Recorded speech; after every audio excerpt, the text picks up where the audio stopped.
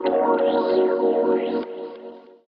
voters agreed to pay the higher sales tax in 2002 for 12 years, and will have raised more than $2 billion for school construction. Wasn't that money enough? Well, we would have thought it would be enough, but there are a couple of things that happened. First of all, when the half penny sales tax was passed, there was a projection of what it would generate. We thought it would be over $2.5 billion over 13 years. Unfortunately, we had a downturn in the economy, which means the sales tax collections were down. And then we had a cost increase on another period of time where material costs and labor costs went up. So the sales collections were not, they were about $600 million less than we had projected in 2002. Population growth in Florida has slowed in recent years. Why is a school construction program needed now? There's a couple of reasons. Number one, the 136 schools that we had on the list that needed to be replaced or rebuilt, because of the dwindling monies, so the school system only got to 94 of those schools. So if you look at the schools that are still on the list and the schools that have been added to the list over the last 12 years, there are about 59 schools that need to be rebuilt, and frankly, without this half penny sales tax, none of them will be rebuilt at all. There are no other revenues. The second issue, while you see declining population in other school systems, in 2013-14, there were 3,000 student increase in the student population in Orange County Public Schools, which is equivalent to about 3 elementary schools or 1.5 middle schools. So we see an increased population in Orange County in the student population, not a declining population.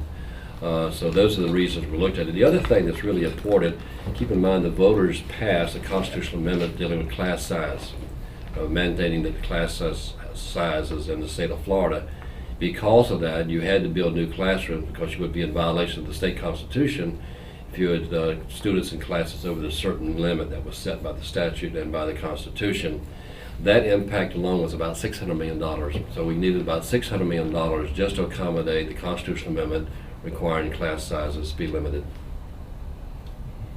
But right now we have some schools like Jones High School, Right. which is under capacity, Right. and Orange County is even closing some schools. Right.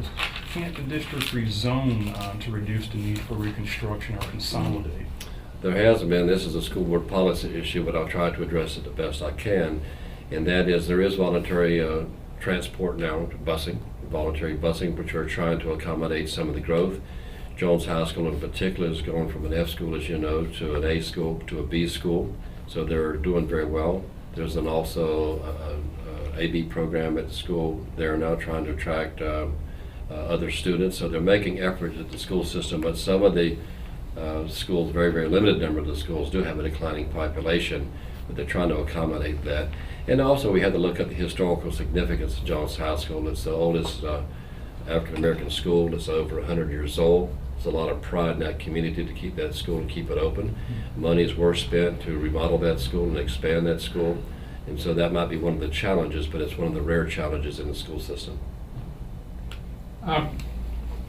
Mr. Batchelor, you mentioned some of the factors that had prevented the original list from being completed with the tax that was approved in 2002.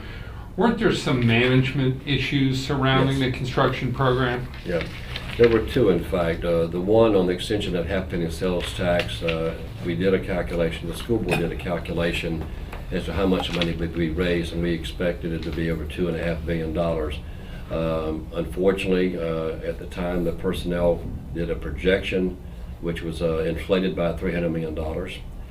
Technically, what happened is that they did a calculation on the projected sales tax collections, but they were supposed to cap it at $5,000 purchase price. It was not capped, so they included cars and things like that. So there was an error of about $300 million, not exactly a rounding error, substantial error. And yes, there were problems with the facilities department. There were lots of problems. In fact, you might recall that I sued the school system to make sure that they stuck with the list of 136 schools that were on the list, because there was an effort to take some of those schools off, and I did not think it suited what we needed to do, or the school board needed to do, and that was stick with that list. And there were problems in the facilities. Fortunately, I think bringing John Morris on, who has a tremendous reputation, having built the arena, having built the convention center. He's really tightened things up. The request for proposal, the RFP process is very, very tight now. It's very transparent. And let me also add, one of the things that's very important, the school board has what they call a COVE committee, Construction Overview Value Engineering Committee. And that committee is made up of professionals who are retired, who have nothing to do with the school system, nothing to do with construction, but their background might be in that area. And the COVE committee reviews every proposed school is to be built, and they look at the costs. In fact, it's been estimated now with the improvements in the facilities program that the school system is saving about $1 million per elementary school that's being built. But there were problems, but those problems have been resolved to my satisfaction. You mentioned a John Morris. Could you identify him for? John is the head of the facilities program for the Orange County Public School Systems. John Morris.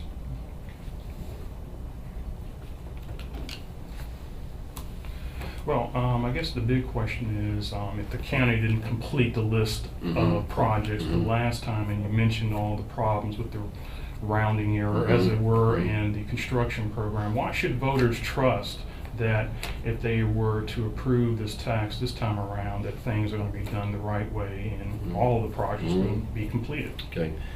First of all, I do want to make a point, and this is an extension of half-penny sales tax. It is not a new tax.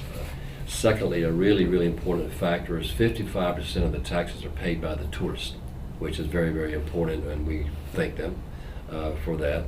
And the third point I make is that I think now with the new management at the facilities and the new school board leadership, I think there's a great deal more confidence in this school board than there was in the last school board in 2002. They've really, quote, cleaned up their act, end quote, and I think we can have confidence that we'll be built. None of us can anticipate an economic downturn, but if our calculations, the school board's calculations, are conservative enough, we project that the half-penny sales tax over the next 10 years, it's a 10-year extension, will raise at least $2 billion, which would be enough to fund. And the last point I'll make, at the risk of being redundant too, is that these 59 schools that need to be built or rebuilt simply will not be done. As you well know, the school system has a $1.5 mil required local effort ad valorem tax, which is required. They get impact fees from school construction projects from the builders, but there are no other monies. So the half-penny sales tax is the only revenue source available for these schools. What kinds of things will this money be used as far as the schools that need to be renovated? Right. Will there be infrastructure improvements and technology as well? Absolutely, very good point. In fact, if you look at it, you've got, of course, land acquisition for the new schools that have to be built. Of course, the reconstruction cost of the building of the schools, which is a substantial amount of money that will be spent. And you have the IT. ND projected $2 billion over 10 years. There's about $300 million over 10 years in technology upgrades. We need to be sure that our kids are learning in the 21st century model. They're going to need to compete in a workforce, and so we're going to need to spend enough money to upgrade our IT, our technology, and also tablets will be purchased for some of the school students. There's an experiment going on now.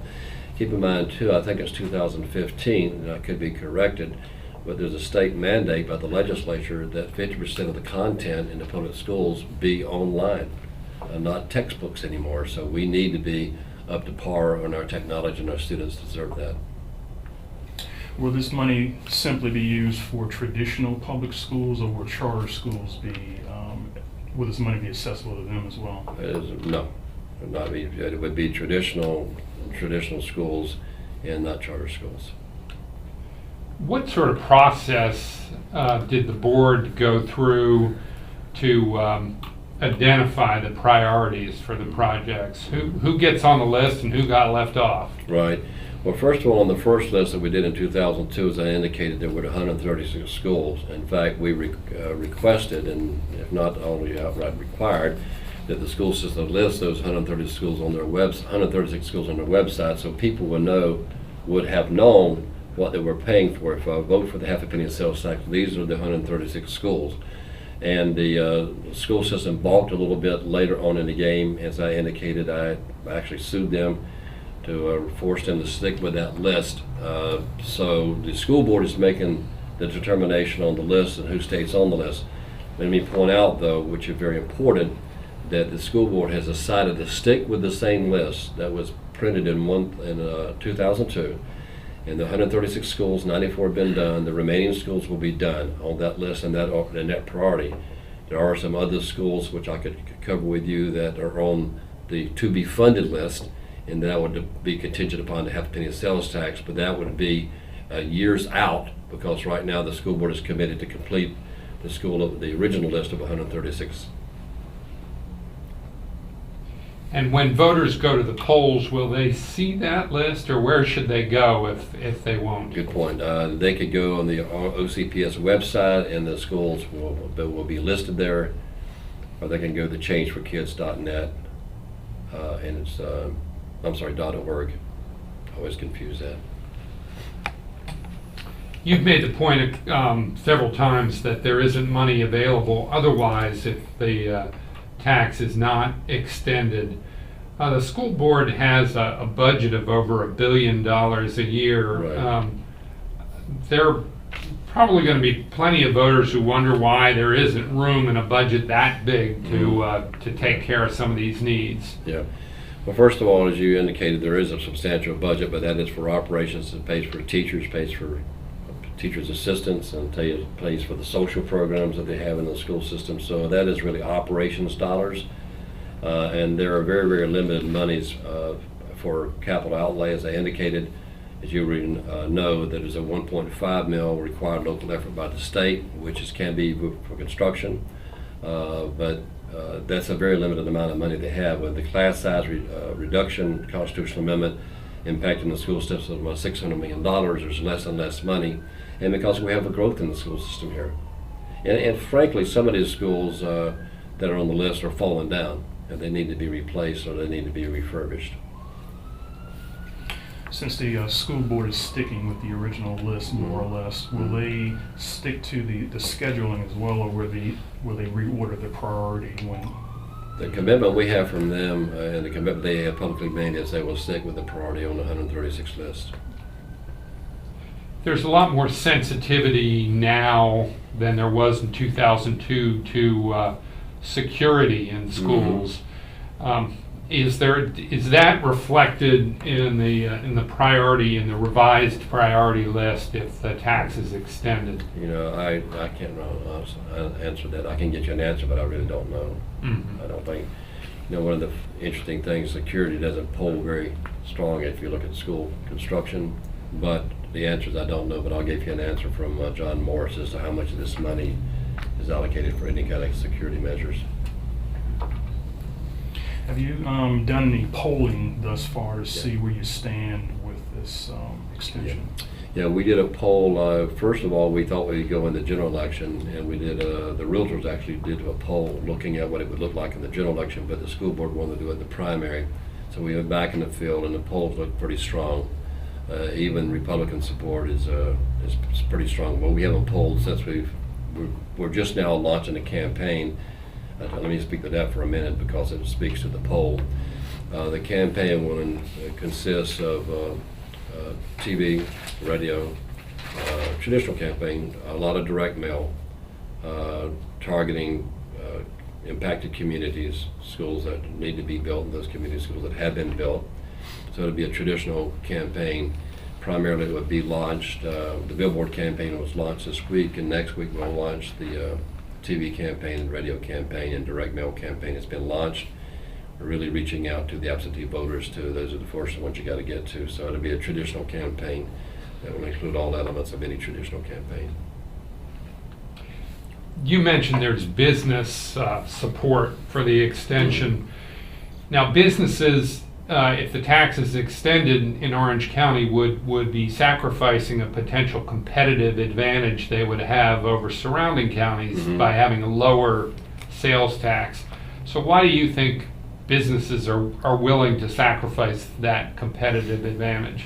I think a couple of things. First of all, the school board has a local preference now for school construction, so at least if people in the construction industry find that element attractive.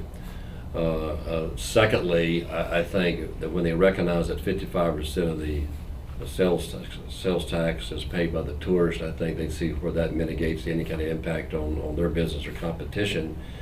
And I think the other thing we would share that would be hopefully at least instructive to them is that in the $2 billion construction projects that the school system created about 81,000 jobs over the last 10 years. So there's a very positive economic impact, sort of substantially offset by one, the tourists paying more than half the tax, and offsets two, by having over 95% of the money spent in the local community with 81,000 jobs being created. Has anyone run the numbers for the next decade on jobs that would be created? The answer is I don't know, but I'll ask. Mm-hmm. Yeah.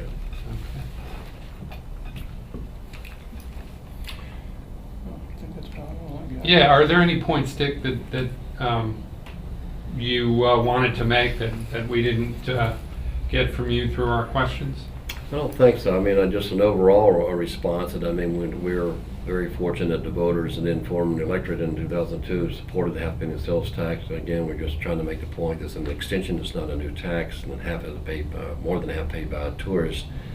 And importantly, the schools just will not be built without the half-penny sales tax. And we're just asking them again, in light of the needs of our children in their school system, that we would that they would support it again.